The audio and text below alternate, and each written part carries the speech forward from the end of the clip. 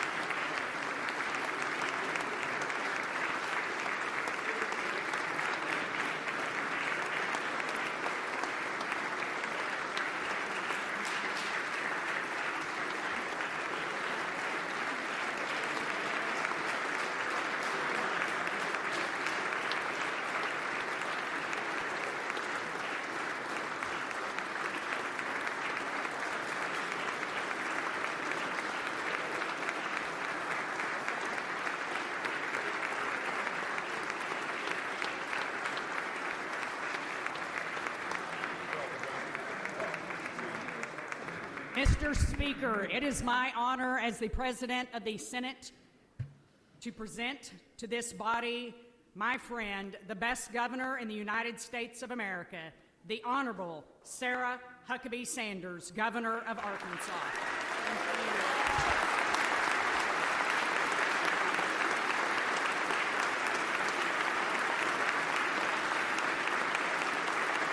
Thank you. Thank you.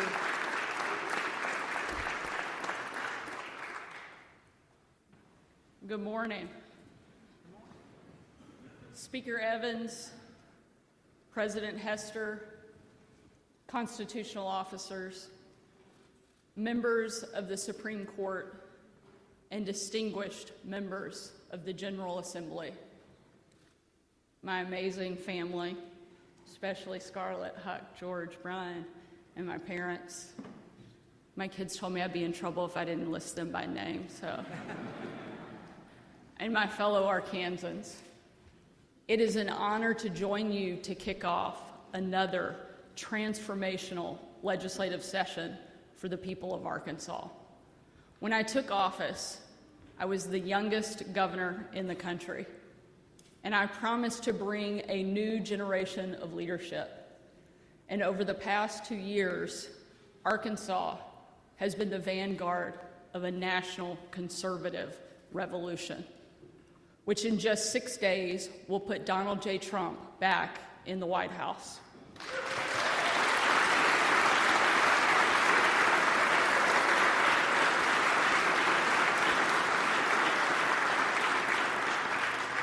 But these victories don't mean we can take our foot off the gas. Today, I'm here to renew my promise for a new generation of leadership, for a new path forward, and for a new vision for Arkansas. As I said, when I took office 2 years ago, I was the youngest governor in the country.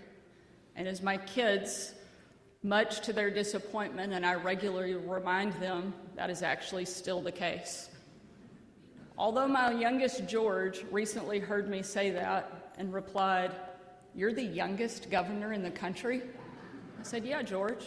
And he goes, "Well, Mom, the rest of them must be really, really old."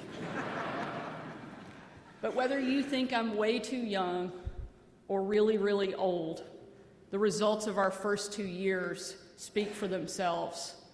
Our economy is up, crime is down, education is improving, Arkansas is growing, and the state of Arkansas is very, very strong.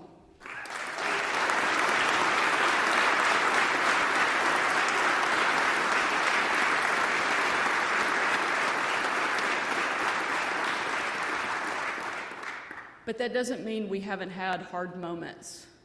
One of the most difficult days that I've had as governor came last summer when a gunman opened fire at the Mad Butcher grocery store in Fordyce, Arkansas, and senselessly killed 4 Arkansans and severely injured 9 innocent people. 13 Arkansans, 13 lives, 13 everyday heroes.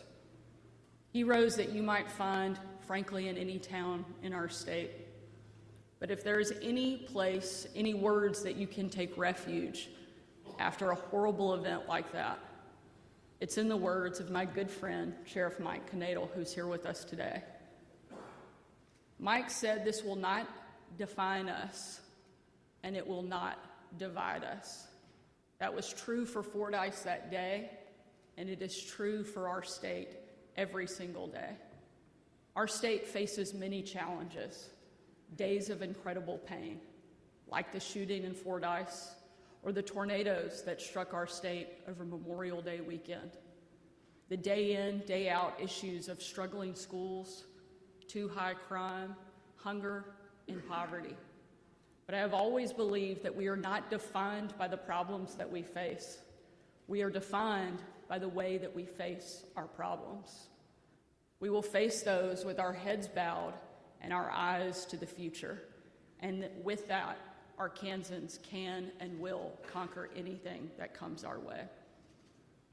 When I was growing up, my dad never missed an opportunity to tell us how being governor was the best job in the world and the best one he ever had. Although these days he may change his mind on that here pretty soon, but we'll see.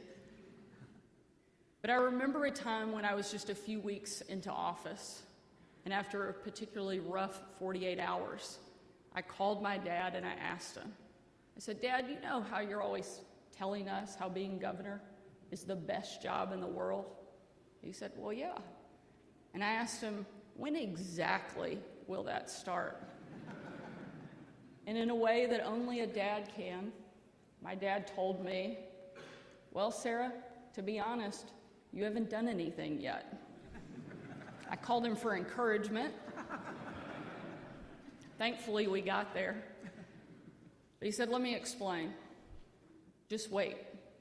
And when you least expect it, you're going to have a moment where a mom comes up to you in the grocery store at one of your kids' games, and she's going to tell you that because of the work that this group has done, her life, her kid's life, is better." And he was absolutely right. Not long after that, I was at one of my kids' games at the grocery store, and now person after person come up to me and thank me for the job that each one of us are doing on behalf of the state of Arkansas. And in those first moments, I finally understood why it was the best job in the world. Because what we're doing makes a real difference in people's lives. Don't ever lose sight of that, and let us never take it for granted. In those moments, no reform comes up more often than Arkansas Learns, which passed by an overwhelming margin thanks to the work of the members here in this room. I now hear from teachers who are earning $50,000 a year for the first time in their life. I hear from teachers who have earned thousands of dollars in merit bonuses for the great job that they're doing. And it's not just the money.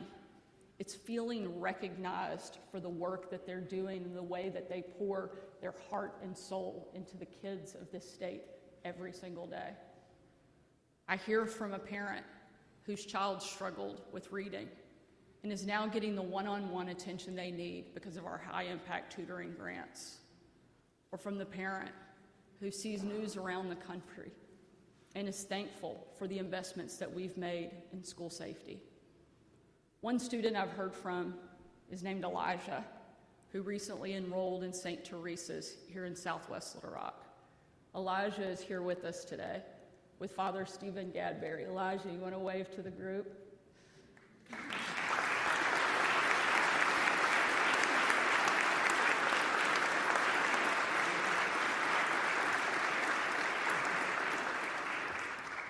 Father Gadberry's leadership at that school should be an inspiration to all of us. St. Teresa's is a Catholic school, and many of its students come from Central Arkansas's Hispanic community. Before the Learns Act, most families had to scrape and save just to afford the school's modest tuition. Learns flipped that equation on its head. Elijah's parents had sent them to their local public school, but they knew that they wanted a faith-based, smaller environment that met Elijah's needs. But even more than that, they wanted a community in which their whole family could be involved. Elijah's dad is a veteran, and so this school year, they were able to sign up for an EFA account. Elijah is now in school and thriving, and his parents are learning too. They participated in a Bible study every weekend. Stories like Elijah's are happening all over the state of Arkansas.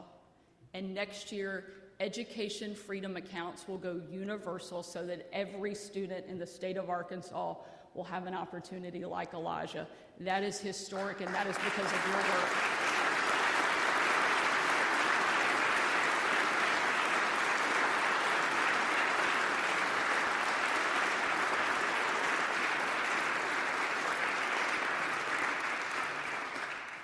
By working together, we have achieved tremendous progress on our K through 12 schools.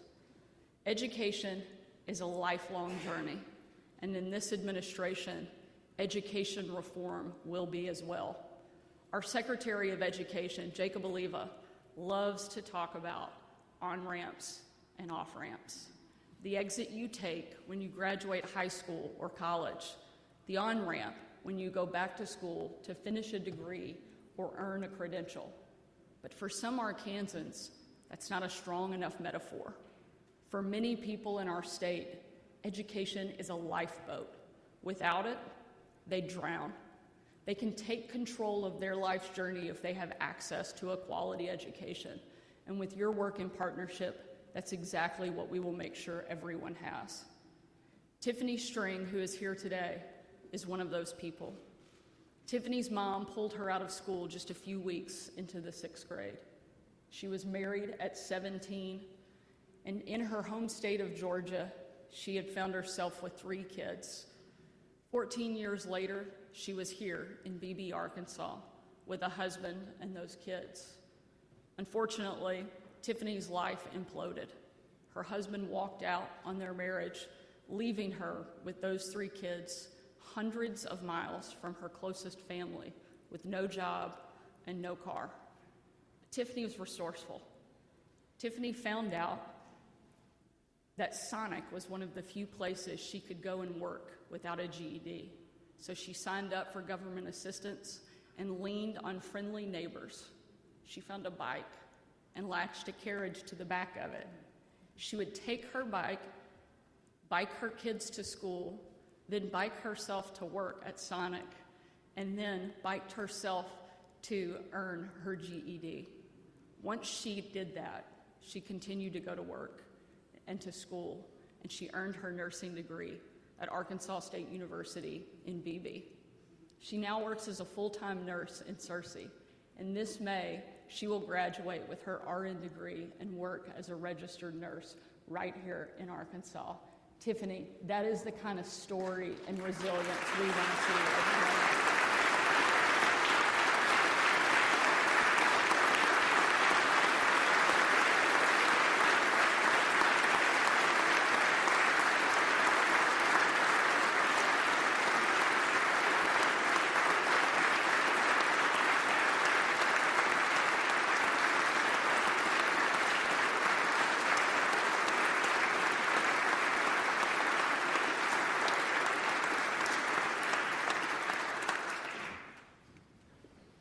Throughout it all, her sons, now 15, 12, and 12, who are seated up there with her, have seen a strength in their mom and what determination and a good education can do.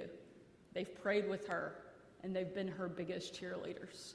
She pushes education on them constantly because she knows it's the best ticket that they have to a better life. She said that we should have seen the smile on her face when her oldest son sent her a picture of the 100 he got on his test. I'm pretty sure that made the refrigerator. And you should have seen the tears in her eyes when one of her sons looked up at her and said, "Mom, I want to be like you when I grow up." That's powerful. Higher education can be that difference between a life in poverty and a life of great success. and it should be available to every single person in our state, no matter what their background. And today, let us commit to make that happen.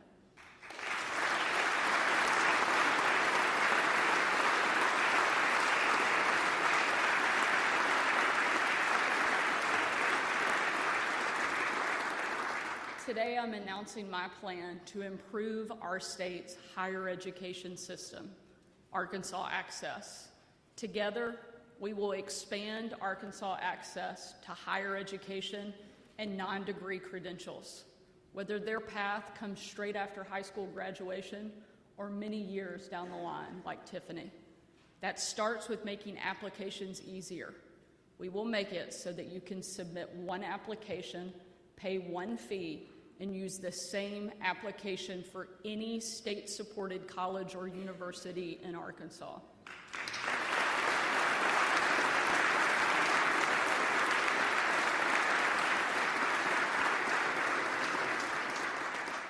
Arkansas students go to our colleges and universities to be educated, not to be bombarded with anti-American, historically illiterate, woke nonsense. We will make it so that any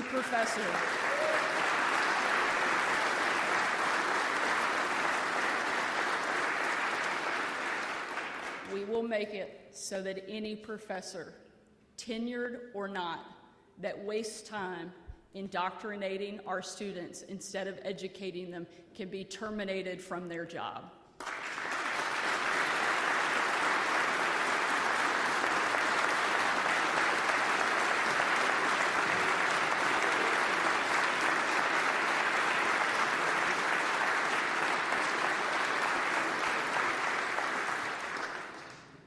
We will address the skyrocketing cost of higher education by funding college credits while students are still in high school and expanding scholarships to associate degrees and non-degree credentials. And we will change our higher education funding model so that it puts state dollars behind all types of degrees, bachelor's, associates, and non-degree credentials. For far too long, students have been told the lie that the only way to be successful is to get a 4-year degree right out of college, right out of high school. When this body passes Arkansas Access, every student, young and old, will know the truth. Every Arkansan is unique, and every education journey will be unique too. The investments we make today in education will have a payoff long time down the road. In the meantime, Arkansans are struggling with the high cost of groceries, gas, and just about everything else. The good news is that in just a few days, the reckless tax and spend policies of the Biden administration will be over, and we will have President Donald J. Trump back in the White House fighting for every single American.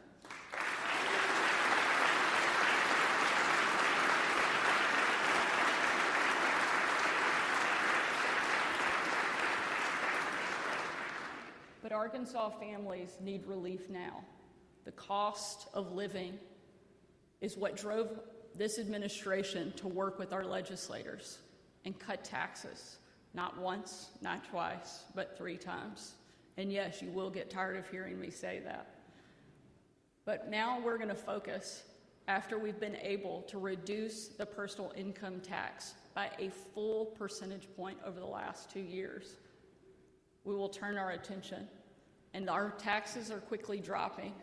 And we just released a report on Arkansas Forward Initiative that will save our state at least $300 million and hopefully much more. The budget I introduced this year will control spending increases while making needed investments in priorities like education and maternal health. The results of these policies have been quick and clear. We've now recorded record high job numbers for 9 months in a row.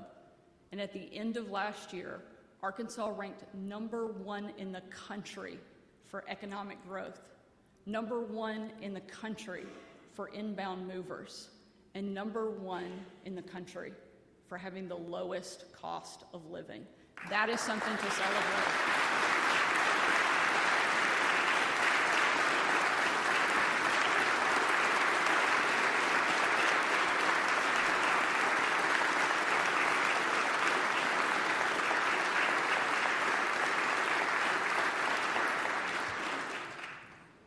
And thanks to my husband Brian's work on the Natural State Initiative, we're breaking tourism records too.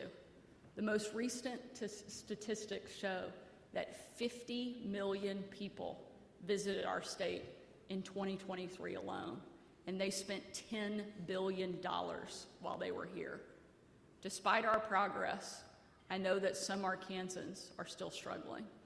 Last year, I signed Arkansas up for Summer EBT, a program that was made possible by Arkansas Senior Senator John Bozeman. Summer EBT gives $120 over the summer months to parents whose kids receive free and reduced price lunches during the school year.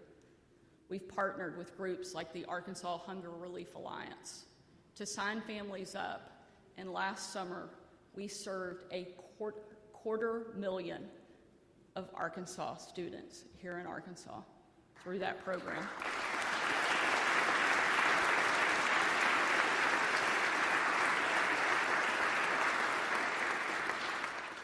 $120 may not sound like a lot to many of you, but for some people in our state, it can be life-changing to Arkansas families.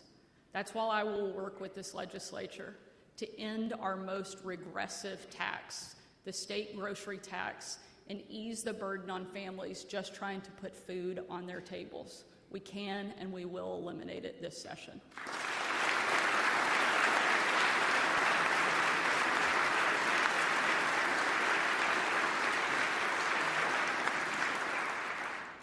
I've already announced that Arkansas will participate in Summer EBT this year. And today, I'm announcing my plan to use medical marijuana money to make both this program and our free lunch and breakfast programs financially sustainable for years to come. We will also use those funds to make school breakfast in Arkansas completely free for any student that chooses to participate.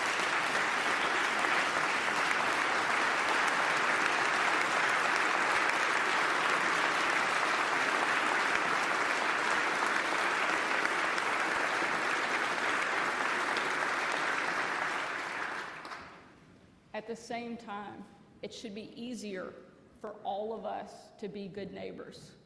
We've all seen good food go to waste because a restaurant doesn't think it can donate it. If you give food to a food pantry, you shouldn't have to worry about going to court over it. We will pass the Good Neighbor Act to give liability protection to those who donate food to other Arkansans. SNAP should be focused on healthy, nutritious food. Arkansas will be the first state to seek a SNAP waiver and ensure our neediest families are getting the food that they need to stay healthy. We will also support healthy diets while supporting Arkansas farms and businesses. I'm introducing the Buy Local Act to encourage our schools to purchase their food in-state from our farmers. Educating and feeding our kids will be two of our biggest priorities this session. The third is keeping them safe. With the help of this body, we passed the PROTECT Act. Violent crime here in Little Rock is down, and we are ending the catch and early release of violent repeat offenders. We have more state troopers than we've had in a generation, and through our new state pay plan, we will raise their starting pay by 20%, something that is long needed, and we will make it happen this year.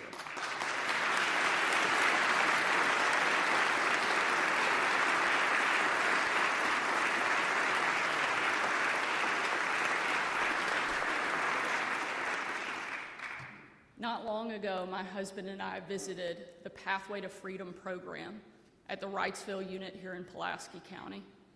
It was an amazing image of men, many of whom are in prison for violent crimes. Tattoos on their arms and faces, but with their hands in the air, singing out, praising our Creator. After that visit, I received a letter from one of those inmates whose clemency petition I had previously denied. And you would think that letter would be filled with anger, but instead, he was thanking me for denying his petition, because that meant he was able to participate in Pathway to Freedom. He said that because of that program, he will be a better husband, a better father, and a better son. Every inmate in Arkansas deserves to have access to programs like Pathway to Freedom. And this year, we will expand and require evidence-based programming in our prisons. And we will make it happen so that we are doing a better job with our state. But none of that happens with the chronic prison bed shortage that we have in Arkansas. That's why I'm glad that we've worked to open almost 1,500 prison beds at existing facilities, easing the burden on our county jails. And for the first time since my dad was in office, we have worked with this legislature to expand our prison system with plans for a new 3,000-bed prison in Franklin County.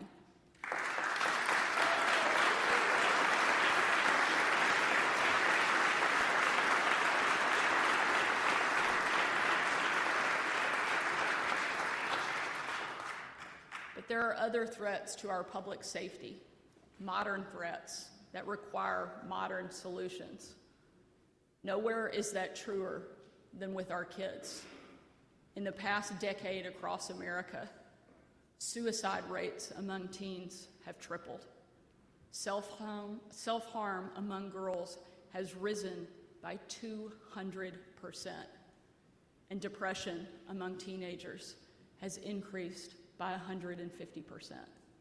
And the culprit is clear: unrestricted access to phones and social media. With us here today is Jenny DeSario from Sandersr, who tragically lost her 16-year-old son, Mason, to suicide in 2022. It was a complete and total shock to their family.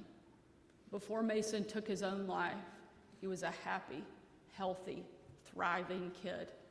He loved football and track and spending time outside.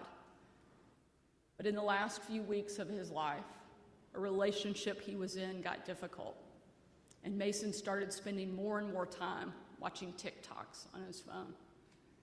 When Mason's relationship ended, his mental health deteriorated. On the last night of Mason's life, his parents took his phone away so he could get some undisturbed rest. And when they did, Mason punched his mother in the face, something that was a complete 180 from anything that he'd ever done before. Mason's stepfather took the phone away, and his parents regrouped for only 13 minutes before realizing that Mason had gone up to his room and locked the door. Mason's stepfather raced upstairs and pounded on the door, but it was too late. Mason was already gone. Months later, reeling from her grief, Jenny took Mason's phone. She got on his TikTok, and what she saw shocked her and broke her heart.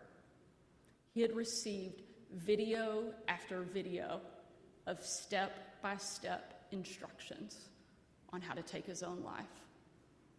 Jenny says, "I completely believe in my heart that Mason would be alive today had he not seen those videos on TikTok." Most of us in Jenny's shoes would be so lost in our grief that we would be paralyzed. Instead, she has dedicated her life to saving other families from the tragedy that she experienced. She's fighting her way through the legal system to hold these abusive social media companies accountable. Congress and our federal courts have failed to step in. But where they have stalled, Arkansas will stand up for families like Jenny, and we will act, and we will start today.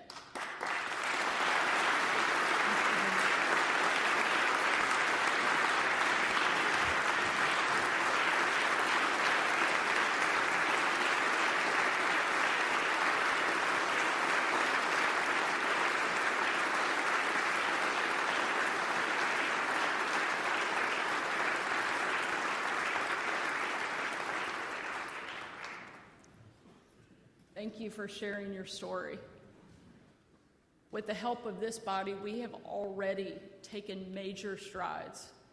We started a phone-free school pilot program, and 3/4 of our school districts voluntarily participated and signed up for that program. In just one district, a phone-free school saw a 57% drop in verbal and physical aggression, and a 51% drop in drug-related offenses. It's startling to see how much of an impact it has. This session, we will ban cell phones in our schools from bell to bell so that our kids are not distracted in the classroom or out of it, and we will break the cycle of mental health crisis facing our students.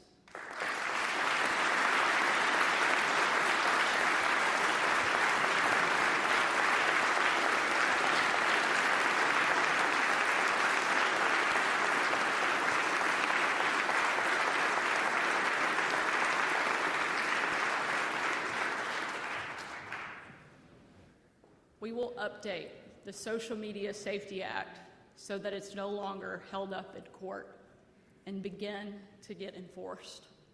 And we will give moms like Jenny the right to sue big tech companies under state law so that they can hold bad actors accountable. Arkansas has led the nation on common sense conservative reforms for the past 2 years, and 2025 will be no different.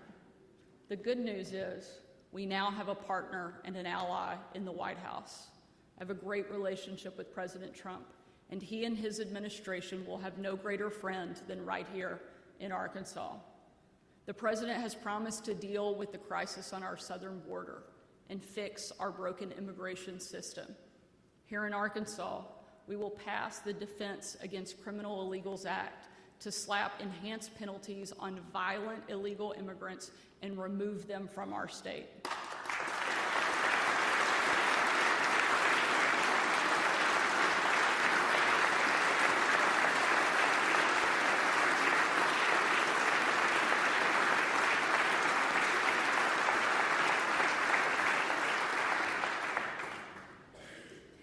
President Trump was the first president in my lifetime to stand up to China, and Arkansas was the first state in the nation to kick a communist Chinese company off of our farmland and out of our state, and we will expand that law with the Communist China Defense Act, divesting state resources from Communist China and banning our adversaries from buying land around things like our military bases and electric substations. We will hold the line.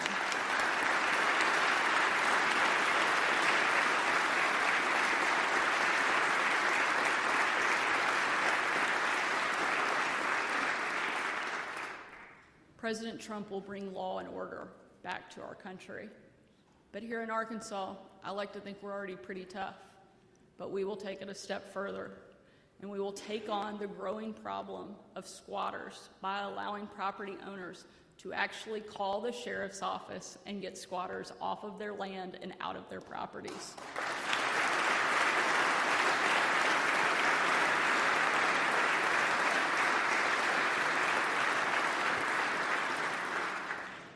Education, cost of living, public safety. Those are the priorities that have defined the first 2 years of my administration. And with your help, those are the priorities that will define the next 2 as well. But I'm also clear-eyed about the future. I know that government doesn't have a magic wand that it can wave to make everything better. I know that in order to improve, we have to be united in our vision and our actions. In my opinion, Arkansas is blessed with the greatest asset any state could ever hope for: good, generous, hardworking, God-fearing people. At the beginning of my speech, I mentioned the tragic shooting in Fordyce and the 4 Arkansans that we lost that day and the 9 who were injured. Those on the scene know that it could have been many, many more, if not for the action of brave heroes like Dallas County Sheriff Mike Knadel. Within minutes after the first shots were fired, Mike and his officers were on the scene, returning fire to the gunman, distracting him, and allowing victims to find cover and escape. Immediately after they apprehended the gunman, Knadel organized transportation and aid for the wounded. In the days and the weeks after, he helped raise tens of thousands of dollars for the victims and their families. When a tragedy like this happens in a small town in Arkansas, it's personal. These victims weren't just citizens in Mike's county. They were his neighbors, his friends, people he knew by name. For him to have found the energy and the courage to lead his community after this terrible event shows the strength, the courage, and the faith of this great hero. I have the opportunity to meet so many incredible Arkansans when I'm traveling around the state, and I believe that they deserve more recognition than a simple mention in a speech or in the newspaper. So today, I'm announcing the Arkansas Medal of Freedom that will allow us to recognize and honor Arkansans who have distinguished themselves in service to the state and to their fellow citizens. And I cannot think of a better person to receive the first Medal of Freedom than Sheriff Knadel. Mike, if you could please join me at the podium so that this distinguished chamber and our entire state can recognize you for your bravery and for your service.